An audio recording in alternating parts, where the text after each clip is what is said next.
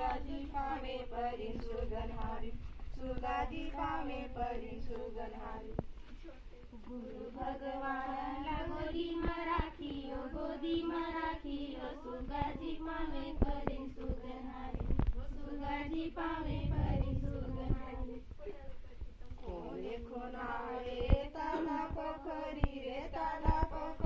रे सुगाजी कोने खोनाई जोडाता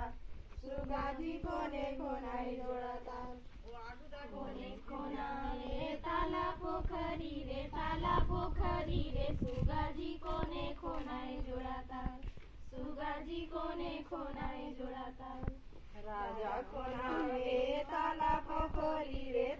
पोखरी रे सुगाजी रानी खोनाई जोडाता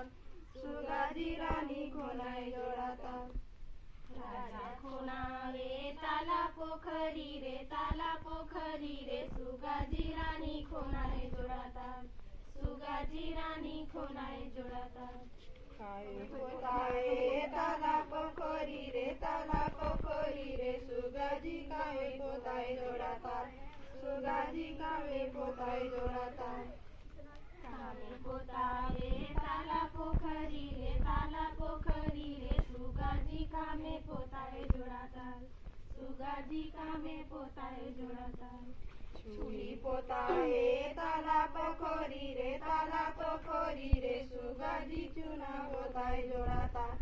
सुगाजी चुना पोताई जोडाता छुरी पोताळे ताला पोखरी रे